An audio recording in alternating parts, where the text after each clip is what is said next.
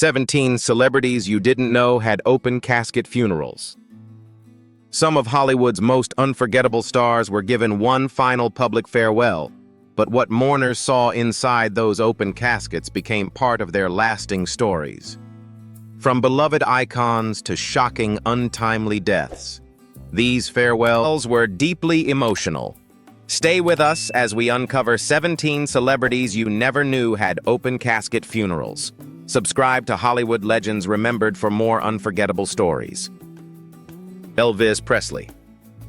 Elvis Presley had spent 2 decades being seen as larger than life.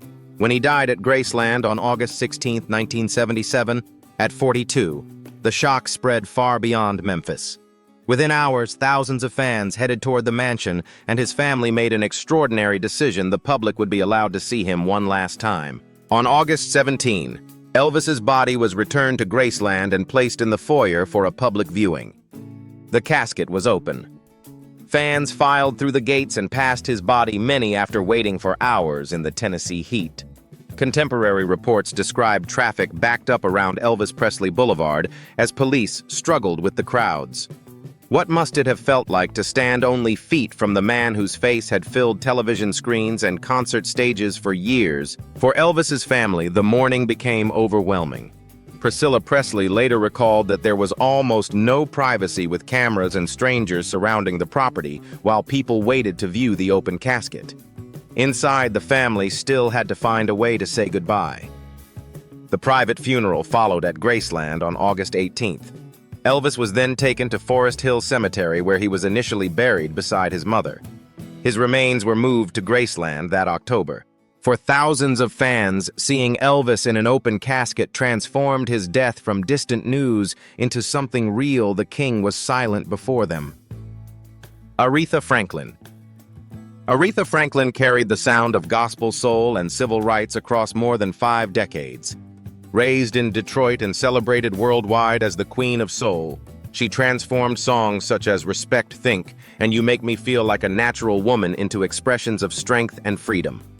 Franklin died from pancreatic cancer on August 16, 2018, at age 76. Detroit gave her a farewell worthy of her commanding stage presence. Thousands attended 2 days of public viewing at the Charles H. Wright Museum of African American History.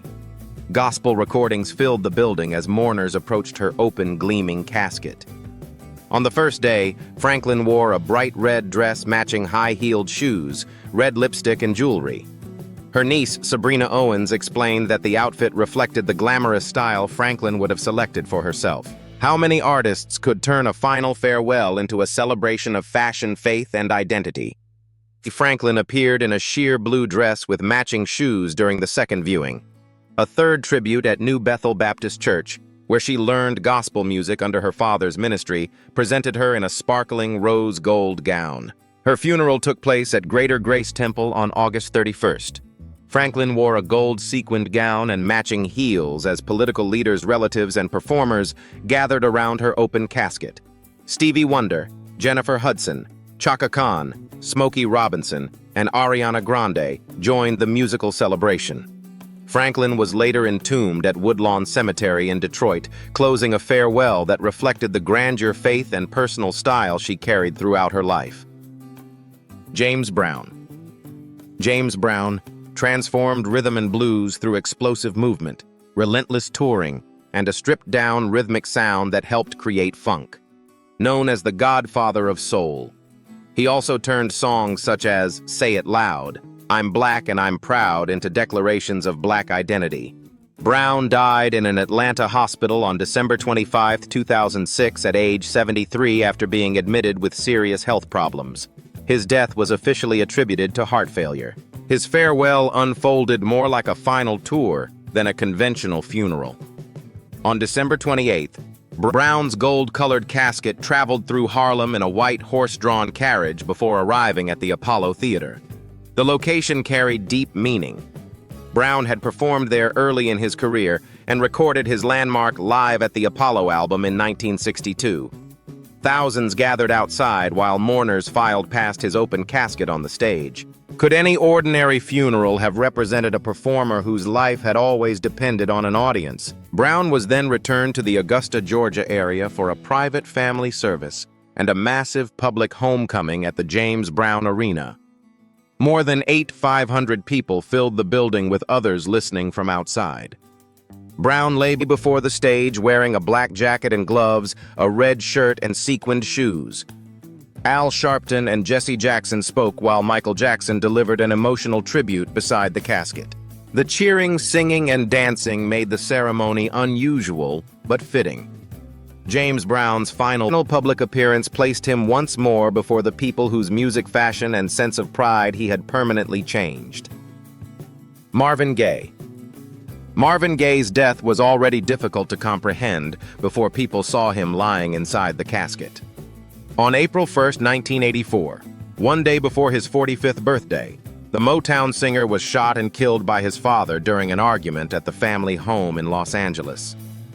3 days later, thousands of fans came to Forest Lawn Memorial Park in Hollywood Hills to see him for the final time. More than 5,000 people filed past Gaye's casket during the public viewing. The line stretched several blocks beyond the cemetery gates, while some mourners carried tape players playing his music. Inside the Church of the Hills, Gaye lay in an open casket, wearing the gold and white military-style stage uniform from his final American tour. How painful must it have been to hear "What's Going On" or "Sexual Healing" outside, while the man behind that voice lay motionless, only steps away. The funeral followed on April 5th before roughly 500 family members, friends, and music industry figures. Stevie Wonder performed a song he had written for Gaye, while Smokey Robinson and Dick Gregory spoke about their friend. Mourners approached the blue velvet-lined open casket, touching and kissing Gaye as they said goodbye. For fans accustomed to seeing Marvin Gaye, elegant, moving, and completely alive on stage, the viewing offered a painfully different final image. Thousands came searching for one last connection, and the open casket made the loss impossible to experience from a distance. Bruce Lee. Bruce Lee was the martial artist and actor who broke Hollywood stereotypes through The Green Hornet, The Big Boss, and Fist of Fury. At 32, he was preparing for international stardom with Enter the Dragon when he died suddenly in Hong Kong on July 20th, 1973. His death was officially linked to cerebral swelling and ruled death by misadventure following a reaction to a prescription painkiller. 5 days later, Hong Kong came almost to a standstill. Roughly 25,000 mourners crowded the streets and balconies surrounding Kowloon Funeral Parlor. Inside, Lee's body was displayed in an open bronze-colored coffin. A glass cover protected him because officials feared that grieving fans might reach inside and touch the star they had watched move with such speed and control on screen. The contrast was difficult to ignore. Bruce Lee's screen identity had been built on constant motion, physical discipline, and explosive energy. At the viewing, admirers encountered him completely still only weeks before many international audiences would first see Enter the Dragon. After the Hong Kong service, his widow Linda Lee chose to return his body to Seattle, where the couple had met, and where Lee had opened one of his first martial arts schools. A second funeral was held there, attended by family, students, and friends from the entertainment world. Steve McQueen, James Coburn, and martial artist Dan Inosanto were among the pallbearers. Bruce Lee was buried at Lakeview Cemetery. His grave later became a destination for visitors from around the world, and his son Brandon was laid to rest beside him in 1993. Rudolph Valentino.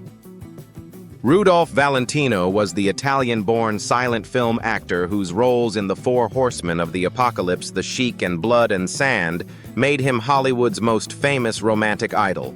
His sudden death in New York on August 23, 1926, at only 31, left fans struggling to accept that the youthful screen star was gone. Valentino had entered the hospital with severe abdominal pain and underwent emergency surgery for appendicitis and a perforated ulcer. His condition worsened into peritonitis. After his death, his body was taken to the Frank E. Campbell Funeral Home on Broadway, where it was placed in an open coffin for public viewing. The response overwhelmed the building. Tens of thousands tried to enter while mourners broke windows, pushed against police lines, and crowded the surrounding streets. Inside visitors finally saw the man they knew from carefully photographed close-ups lying completely still beneath the funeral home lights. What were thousands of people hoping to confirm when they fought for a few seconds beside his open coffin? Valentino's funeral mass was held at St. Malachy's Church on August 30th. Mary Pickford, Douglas Fairbanks, Gloria Swanson, and other film figures attended as enormous crowds gathered outside. Actress Pola Negri, who had been romantically linked to him, appeared as a leading mourner and was reported to have collapsed beside the coffin. After the New York ceremonies, Valentino's body traveled by train to California for another service and burial. His open casket viewing became an early example of mass celebrity mourning, a private death transformed into a citywide spectacle as admirers fought for one final look at the silent screen's most celebrated lover. Judy Garland. Judy Garland was the singer and actress whose performances in The Wizard of Oz, Meet Me in St. Louis, and A Star is Born made her one of Hollywood's most enduring stars. She died in London on June 22, 1969, at 47 after an accidental overdose of sleeping medication. Her body was flown to New York, where a public viewing was arranged at the Frank E. Campbell Funeral Chapel. Crowds began gathering before dawn on June 26. Over the following hours, an estimated 20,000 to 22,000 mourners entered the building and walked past Garland's open casket. The funeral home remained open through the night to accommodate people who had traveled for one final glimpse. Garland was dressed in a pale chiffon gown and silver slippers decorated with buckles. The carefully prepared image recalled the glamour audiences associated with her, but the setting revealed something her films rarely showed: the physical stillness of a performer whose identity had depended on movement, voice, and emotional intensity. What did those thousands hope to find in the face of a woman whose songs had helped them survive their own private pain? The funeral service took place the next day. Mickey Rooney, James Mason, Lauren Bacall, and director Otto Preminger were among the mourners. Garland's casket, covered with yellow roses, was carried away as her children, Liza Minnelli, Lorna Luft, and Joey Luft, followed in black. Garland was initially placed at Ferncliff Cemetery in New York. In 2017, her remains were moved to Hollywood Forever Cemetery, where her children had arranged a family resting place. Selena Quintanilla. Selena Quintanilla Perez was the Grammy-winning singer who carried Tejano music far beyond its traditional audience.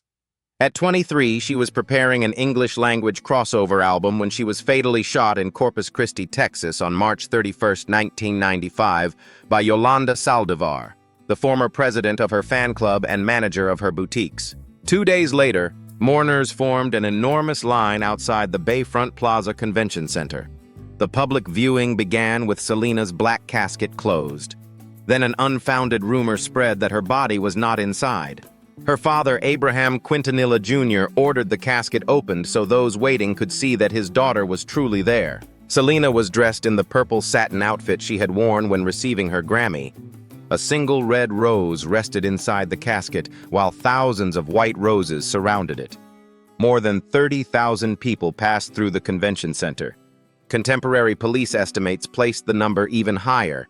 Some had traveled from Mexico and distant parts of the United States simply to stand beside her for a few seconds. Only weeks earlier, fans had watched Selena command the Houston Astrodome with confidence and energy. The open casket removed any remaining hope that reports of her death had been mistaken. A private funeral followed on April 3rd at Seaside Memorial Park, attended by relatives, friends, and figures from the Tejano music community. Selena's public viewing became unforgettable not because her family planned a spectacle, but because a false rumor forced them to confirm an unbearable truth before tens of thousands of grieving fans. Sam Cooke. Sam Cooke was the gospel-trained singer and songwriter whose smooth voice helped shape modern soul music. After rising with the Soul Stirrers, he crossed into pop with You Send Me, followed by hits, including Wonderful World, Chain Gang, and Another Saturday Night. He also founded his own record label and publishing company, an unusual level of independence for a black artist in that era. Cooke was 33 when he was shot at the Hacienda Motel in Los Angeles on December 11, 1964. The motel manager claimed she fired in self-defense, and a coroner's inquest ruled the killing justifiable homicide. Cooke's relatives and many admirers remained doubtful about the official account, leaving the circumstances of his death disputed for decades. His body was taken to Chicago, the city where he had grown up and first built his musical reputation. At the A.R. Leake Funeral Home, Cooke lay in an open bronze casket beneath a protective glass cover. Heavyweight champion Cassius Clay was among those who came to view him. Outside, thousands waited for hours in near-freezing weather, and police struggled to control crowds far larger than the building could hold. What made so many people endure the cold? Simply to stand beside him for a few seconds. The Chicago service drew an estimated 15,000 mourners. The staple singers, Lou Rawls and Billy Preston, participated before Cooke's body was returned to Los Angeles for another funeral. There, Ray Charles stepped forward to sing when Bessie Griffin became too overwhelmed to continue. Cooke was buried at Forest Lawn Memorial Park in Glendale. Soon afterward, A Change Is Gonna Come was released, turning the voice mourners had just heard in church into one of the defining anthems of the civil rights era. Bill Bojangles Robinson. Bill Robinson made difficult movement look effortless. Born Luther Robinson in Richmond, Virginia in 1878, he rose from street performances and black vaudeville to Broadway fame in Blackbirds of 1928. His upright tap style and celebrated stair dance made him one of America's best-known dancers. That success came inside an industry shaped by segregation. Robinson gained wider recognition through films with Shirley Temple, especially The Little Colonel, but Hollywood usually confined him to servant roles and rarely allowed him to carry a complete dramatic story. Stormy Weather, released in 1943 with an almost entirely black cast, gave him a rare opportunity to appear as the central performer rather than a supporting figure beside a white star. Would audiences have seen him differently if Hollywood had offered roles equal to his talent? Robinson earned large sums during his career, yet gambling, generous gifts, and years of helping others consumed much of his money.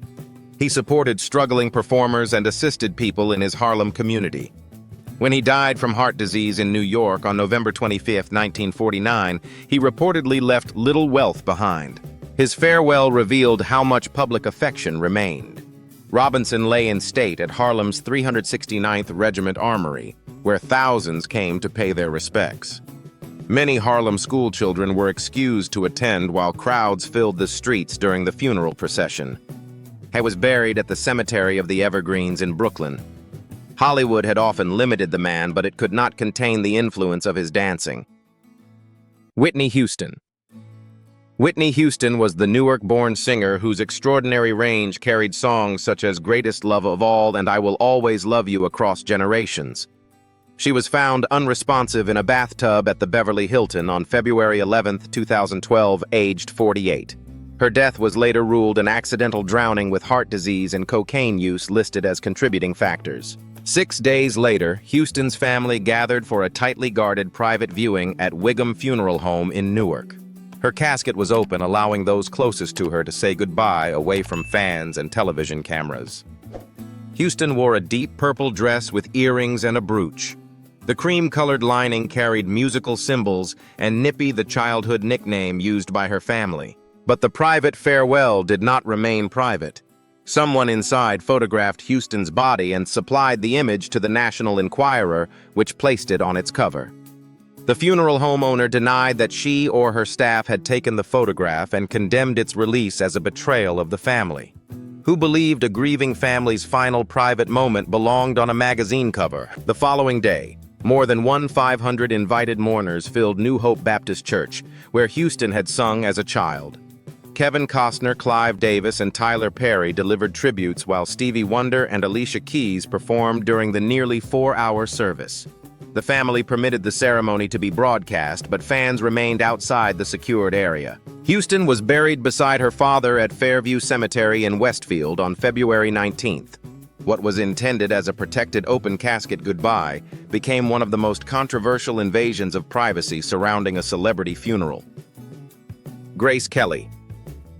Grace Kelly was the Oscar-winning American actress who left Hollywood in 1956 to marry Prince Rainier III and become Princess Grace of Monaco. Known for Rear Window, The Country Girl, and To Catch a Thief, She had spent 26 years as a member of Monaco's royal family when her life ended suddenly at 52. On September 13, 1982, Grace suffered a stroke while driving with her 17-year-old daughter, Princess Stephanie. The car left a mountain road near Monaco and plunged down an embankment. Grace sustained severe injuries and died in the hospital the following day. Stephanie survived but remained hospitalized with serious injuries and could not attend her mother's funeral. 2 days after the crash, the gates of the Grimaldi Palace opened so Monaco's residents could say goodbye. Grace lay in an open ebony coffin inside the palace's ardent chapel. The lid was open to her waist, revealing a high-necked white lace dress. She held a rosary, wore her simple gold wedding ring, and rested on a bed of orchids. Mourners slowly passed the woman they had known first as a movie star and later as their princess.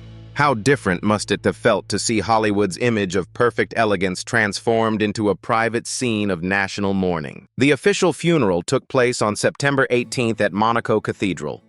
By then, the coffin was closed, draped with the royal crest, and carried from the palace as Prince Rainier walked behind it with Caroline and Albert. Cary Grant, Nancy Reagan, and Princess Diana attended. Grace was later buried in the cathedral's royal crypt, where Rainier was eventually laid beside her. Ray Charles. Ray Charles was the pianist and singer who erased boundaries between gospel rhythm and blues, jazz, country, and pop. Blind from childhood, he built a career that lasted more than 5 decades and produced classics including What Did I Say, Georgia on My Mind, and Hit the Road, Jack. He died at his Beverly Hills home on June 10, 2004 from complications of liver disease. He was 73. 1 week later, the Los Angeles Convention Center became the setting for an 8-hour public viewing. Thousands arrived carrying flowers, photographs, and worn record albums. Inside, Charles rested in an open casket wearing a black tuxedo and the dark wraparound sunglasses that had become part of his public image. His piano stood nearby with one of his ornate concert jackets folded across the bench while his recordings played throughout the hall. Could any stage have offered a more personal final appearance than the piano music and familiar glasses surrounding him? The funeral was held the following day at First African Methodist Episcopal Church in Los Angeles. Approximately 1,500 mourners attended, including Stevie Wonder, Willie Nelson, B.B. King, Wynton Marsalis, Little Richard, and Clint Eastwood. B.B. King sat beside the casket and performed through tears while other speakers remembered Charles's discipline, humor, and influence on American music. Near the end of the service, the casket was opened once more. Mourners passed by as Charles's final recording of Over the Rainbow, a duet with Johnny Mathis, played through the church. For the fans who had watched him command a piano without sight, the open casket farewell presented him exactly as they remembered him, formally dressed, wearing his sunglasses, and surrounded by music. B.B. King. B.B. King was the Mississippi-born singer and guitarist whose expressive vibrato helped carry the blues to audiences around the world. Known as the King of the Blues, he named his guitars Lucille and made songs such as The Thrill Is Gone central to American music. He died at his Las Vegas home on May 14, 2015, aged 89. King's farewell unfolded across the places that had defined his life. An open casket viewing was first held in Las Vegas, where fans were allowed to pass him under a strict no photography rule. His body was then taken to Memphis, and the funeral procession traveled along Beale Street before continuing south toward Indianola, Mississippi, the Delta town King considered home. At the B.B. King Museum, more than 4,000 people filed past his open casket. King wore a purple satin shirt and a floral-patterned tuxedo jacket. 2 black Gibson guitars stood nearby, returning Lucille to the man who had made that name famous. How many musicians received their final public farewell inside a museum built to preserve their own life? The funeral followed at Belle Grove Missionary Baptist Church. At the beginning of the service, relatives approached the open casket, whose white interior included an embroidered image of Lucille. It was later closed and covered with red roses. A letter from President Barack Obama was read while family members, pastors, and friends remembered King's long journey from the Mississippi Delta to international stages. King was buried in the Memorial Garden on the museum grounds. The building where thousands had viewed him became his permanent resting place. Bela Lugosi. Bela Lugosi, was the Hungarian-born actor whose aristocratic voice, hypnotic stare, and flowing cape established the screen image of Count Dracula.